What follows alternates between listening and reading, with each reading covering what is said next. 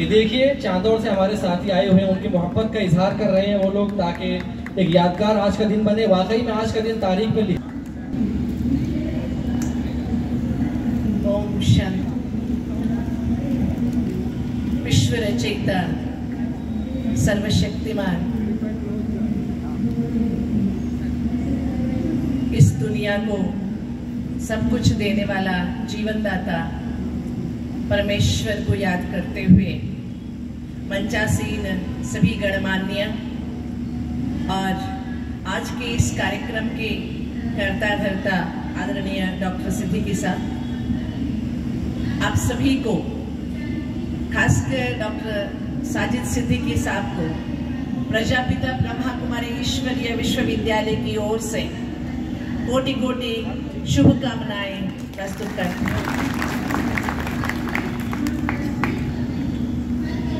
स्वयं परमात्मा मनुष्यात्माओं के दुख के दिनों को दूर करने के लिए, धर्म ग्लानि से पुनः धर्म स्थापना करने के लिए जब इस धरा पर अवतरित हुए और अवतरित होकर जो गीता ज्ञान सुनाया, गीता ज्ञान कोई धर्म का खजाना नहीं है, ये मानव जाति के लिए परमात्मा द्वारा, ईश्वर द्वारा दिया गया एक वरदान है।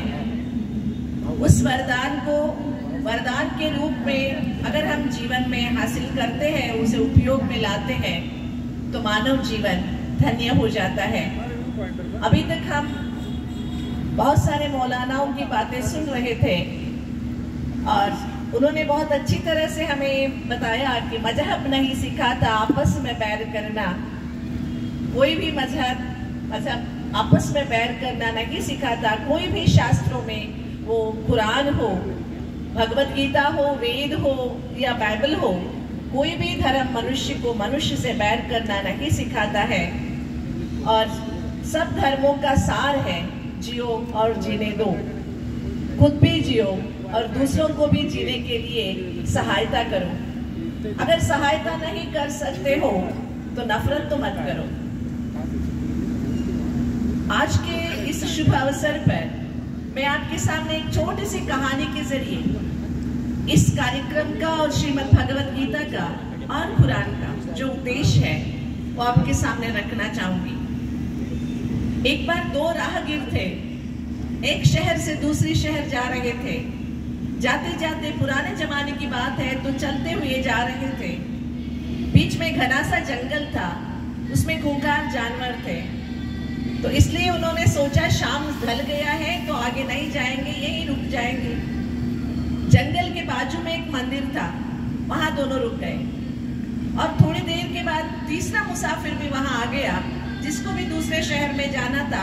शाम ढलने के कारण वो भी वहां रुक गया। रात होने लगी, तीनों मुसाफिर वहां पर थे, तीनों को भूख लगने लगी। तब पूछा, आप लोगों के पास खाने के लिए कुछ है क्या? भूख लग रही है। तो पहले के दो मुसाफिरों ने कहा, हाँ हमारे पास रोटियां हैं, हम रोटियां लाए हैं। एक मुसाफिर के पास 5 रोटी थी, एक के पास 3 रोटी थी। तो अभी 8 रोटी को 3 जने कैसे खाए? तभी एक मुसाफिर ने कहा, कोई बात नहीं, एक रोटी को 3 टुकड़े में काट लेते हैं तो एक एक को 8-8 टुकड़े मिल जाएंगे और पेट भी भर जाएगा। उसी तरह उन्होंने किया, एक रोटी को 3 टुकड़े में काटा और एक एक ने 8-8 टुकड़े खाए, पानी पिया और वो सो गए। जैसे सुबह हो गया तो तीसरे मुसाफिर को जल्दी जाना था। उसने कहा, रात को जब भूख लगी थी आप लोगों ने मुझे खाना खिलाया, रोटी खिलाई, आपका बहुत बहुत शुक्रिया, लेकिन आपसे मैं फोकट में नहीं खा सकता हूँ। आपको मैं 8 सोने के सिक्के दूंगा, आप दोनों बांट लेना। वो 8 सोने के सिक्के देके चला गया। अब 8 सोने के सिक्के 2 लोगों पे बांटना था। तो 3 रोटी वाले बंदे ने कहा 4-4 बांट लेते हैं, लेकिन 5 रोटी वाले बंदे ने कहा, ये कैसे हो सकता है, मेरी 5 रोटी है और 3 रोटी है, इसलिए 5 और 3 में बांटते हैं। बहस छिड़ी। अब बहस पड़ी रही थी, मतलब धूप भी चढ़ रहा था, अगले शहर जाना था, इनको व्यापार करना था। तब तक मंदिर के पुजारी जी आए। उन्होंने पुजारी जी के सामने भगवान के सिक्के रखे, बोला शाम को लौटेंगे, तब तक भगवान से पूछ के रखना। तो पुजारी जी पूजा के बाद वहां ही लेट गए थे। जब लेटे थे उनकी आंख लग गई, आंख में भगवान उनके सामने आए, मतलब सपने में भगवान आए। तो सपने में पुजारी जी ने भगवान से पूछा, मेरे पास एक समस्या है, 8 सिक्के बांटने हैं, दोनों को बांटना है। तो मेरा विचार कहता है कि 5 रोटी वाले को 5 सिक्का और 3 रोटी वाले को 3 सिक्का दे देंगे। लेकिन भगवान कहता है मेरा विचार ऐसे नहीं कहता। तो पुजारी जी ने पूछा आपका विचार क्या कहता है? तो भगवान ने कहा 5 रोटी वाले को 7 सिक्के मिलने चाहिए और 3 रोटी वाले को 1 सिक्का मिलना चाहिए। तब पुजारी जी को अजूबा लगा, कैसे न्याय है तेरा, ये कैसा इंसाफ है? तब भगवान ने इंसान को समझाया, पुजारी जी को समझाया कि आप सोचिए पहले वाले की 5 रोटी थी, 3 टुकड़े किए गए तो 15 टुकड़े हुए। उसमें से उन 15 टुकड़े में से उसने खुद 8 टुकड़े खाए और 7 टुकड़े तीसरे को दिया। और जो जिनकी 3 रोटी थी उन 3 रोटियों में से उसने खुद 8 टुकड़े खाए और 1 टुकड़ा दिया। तो भगवान ने कहा जितनी रोटी थी उसकी गिनती नहीं होती है, जितने तुमने दिया उसकी तुझे प्राप्ति होती है। इसलिए हम दौलत है, कितनी विद्या है, हम कितने पढ़े हैं, हम कितने बड़े हैं, इसका कोई हिसाब नहीं। हमने कितनों को क्या दिया इसका हिसाब होता है। अगर हमको प्यार चाहिए, अगर हम प्यार हैं तो पहले अगर हम प्यार देंगे तो सामने वाले से भी हमें प्यार मिलेगा। इसलिए पहला देना सीखे। देने का ही हिसाब भगवान के पास होता है, केवल कमाने का हिसाब नहीं होता। इसलिए बंधुओं, कोई भी धर्म मनुष्यात्मा को खुद भी खुश रहे, खुशियां बांटे, खुद भी शांति से रहे, दूसरों को भी शांति दे, खुद भी भगवान के साथ बहुत अच्छी तरह से ईमानदारी से और एक भगवान को माने। ये गीता का संदेश हमें सिखाता है। गीता का मूल संदेश है जो हुआ अच्छा हुआ, जो हो रहा है अच्छा हो रहा है, और जो होने वाला है वह और ही अच्छा होगा। इसलिए अगर हमें अपने जीवन में जो बीत गया उन बीते हुई बातों को, गड़े मुर्दों को उखाड़ कर देखने का बंद करके आज से एक नया शुरुआत करें, नई सफर शुरू करें, तो जिंदगी में हम बहुत कुछ हासिल कर सकते हैं। गीता कहती है अनन्याश्चिन्तयन्तो मां ये जनाः पर्युपासते तेषां नित्याभियुक्तानां योगक्षेमं वहाम्यहम्। जो भगवान को अनन्य भाव से याद करता है उसका सब कुछ देख रेख भगवान करता है। अनन्य भाव का मतलब है तेरे बिना कोई नहीं। इस दुनिया का रखवाला, इस दुनिया का रचयिता एक ही भगवान है। एक एव शक्तः साक्षात् चिदानंदमयो विभुः नामानि बहवः सन्ति एकस्य परमात्मना। हम मौलाना जी की बातें सुन रहे थे, उन्होंने सभी भाषाओं में भगवान को क्या क्या नाम से बुलाते हैं बहुत अच्छी तरह से, बहुत स्पष्ट तरीके से हमारे सामने रखा। ये हम सब जानते हैं। हिंदी में 2 शब्द है, जानना और समझना। हम जानते बहुत कुछ है लेकिन समझते बहुत कम है। समस्या यही से शुरू। हम बहुत अच्छे, इसीलिए इंग्लिश में एक बहुत अच्छा प्रोवर्ब है, all literates are not educated. All literates are not educated. अगर नाम के सामने लंबे लगा देने से कोई सुशिक्षित नहीं कहलाता है। अगर सुशिक्षित बनना है तो जो विद्या हम हासिल करते हैं उसे जानने का प्रयास करें। गीता हमें कहती है सा विद्या, या विद्या वो है जो हमें दुखों से, बंधनों से, समस्याओं से, परेशानियों से, नफरतों से मुक्त करे, उसी को विद्या कहते हैं। विद्या शब्द संस्कृत के वित्त शब्द से निकले। इसका अर्थ है रोशनी, प्रकाश। जिनके जीवन में आलस्य ना हो, अलबेलापन ना हो, नफरत के अंधकार ना हो, जिनके जीवन में केवल परमात्मा प्यार भरा हुआ हो, उसी की जिंदगी में विद्या आ सकती है। इसलिए बंधुओं, बहुत मुख्य बात यहाँ पर, कल भी मैंने गीता के संदेश में मेरे जीवन की एक छोटी सी घटना बताई थी, आज फिर से दोहराना चाहूंगी। जो दोबारा सुनेंगे वो मुझे क्षमा करें, लेकिन वो बहुत जरूरी है। मैं कर्नाटक से बिलोंग करती हूँ। कर्नाटक साउथ इंडिया में है, हम लोग हिंदी से इतना ज्यादा प्यार नहीं करते हैं, लेकिन हमें त्रिभाषा सूत्र के अनुसार हिंदी पढ़ना ही पड़ता है। हमें 50 मार्क्स हिंदी पढ़ना पड़ता है। जब हम स्कूल में पढ़ते थे, हमारे क्लास में एक लड़का हुआ करता था जिसको हिंदी का कितना भी कहने पर अ आ इ ई लिखने को नहीं आता था। एक बार मास्टर जी ने उसे खूब डांटा और कहा, शायद ये हिंदी का जो पुस्तक है इसे पानी में भिगो के रख ले, पीस के पी ले, शायद तेरे को अकल आ जाए, हिंदी समझ में आ जाए। नेक्स्ट डे जब हम स्कूल गए, मास्टर जी ने हिंदी का पुस्तक खोलने को कहा, उसके पास पुस्तक ही नहीं था। मास्टर ने डांटा, नालायक आज पुस्तक भी नहीं लाया क्या? तब उसने कहा, मास्टर जी ये क्या बात हुई, कल आपने कहा था हिंदी के पुस्तक को भिगो के रख के पीस के पीने के लिए। सच में उसने वैसे कर दिया था। बेचारे को 3 दिन अस्पताल में भर्ती होना पड़ा। मैं क्यों कह रही हूँ, हमारे पास होली कुरान है, हमारे पास श्रीमद् भगवत गीता है, हमारे पास बहुत सारे धर्म ग्रंथ हैं, हम उसे पूजा करते हैं, हम उसका सम्मान करते हैं, लेकिन क्या जो ग्रंथों में लिखा है उन शब्दों को जीवन में उतारने का हमने कभी कष्ट किया है? जो पुस्तक में है उसे मस्तक में लाने का हमने थोड़ा सा भी प्रयास किया है क्या? पढ़ना, रटना, जपना, इससे जीवन नहीं बदलता। पढ़ी हुई, जपी हुई बातें, एक भी बात अगर जीवन में उतारने का हम कष्ट करें तो शायद जो आज हम देख रहे हैं माहौल, ये थोड़े दिनों में बदल जाएगी। ये केवल आशा नहीं, हमारा विश्वास है। विश्वास जरूर है, बदलेगा तो समाज बदलेगा। पहले समाज को नहीं बदलना है, पहले हमें अपने सोच को बदलना है। जैसे सोचोगे वैसे बनोगे। जब से इंग्लिश सीखा है तब से हमने एक प्रोवर्ब सीखा है, as you think so shall you become. जैसे सोचोगे वैसे बनोगे। तो क्या अगर हम अच्छा सोचना शुरू करते हैं, मुझे डॉक्टर अब्दुल कलाम जी की एक बात बहुत अच्छी लगती है।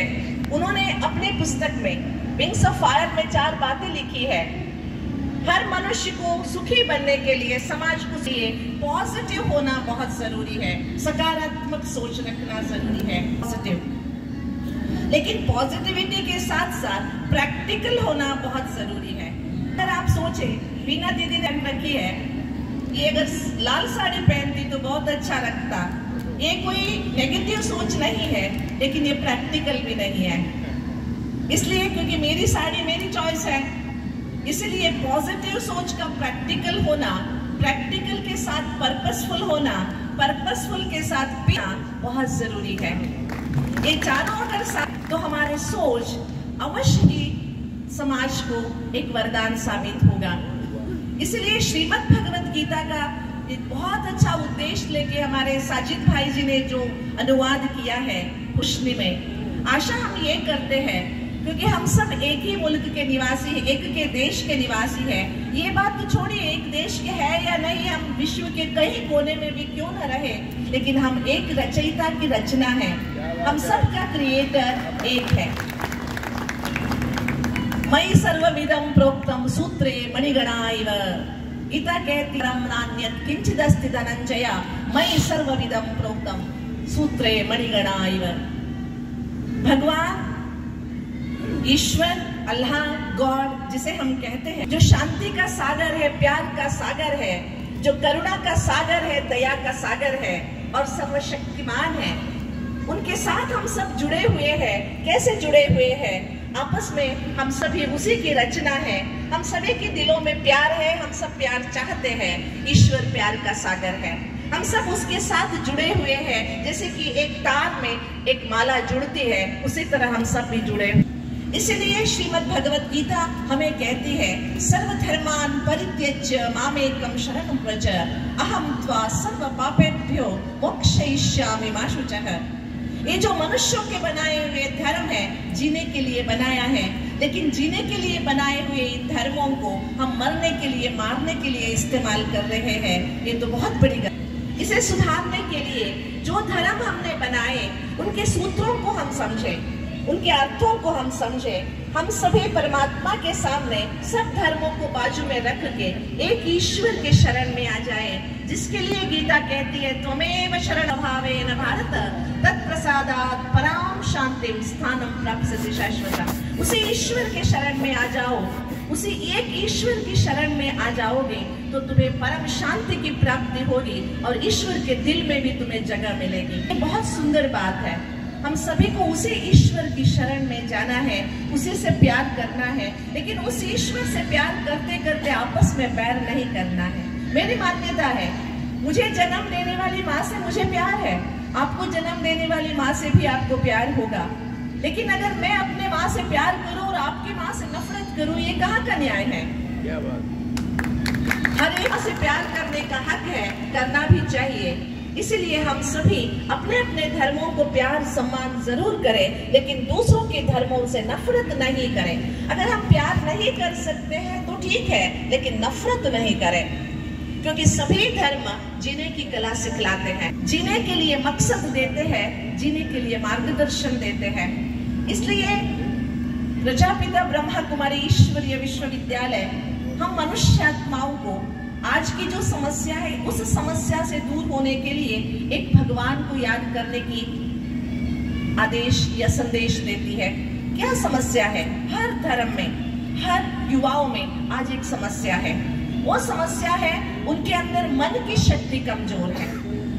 आप देखेंगे छोटी छोटी बातों में खुदकुशी कर लेंगे, छोटी छोटी बातों में घर छोड़ के भाग जाएंगे, छोटी छोटी बातों के लिए नशे के आधार ले लेंगे। पहले जमाने में ऐसे नहीं होता था।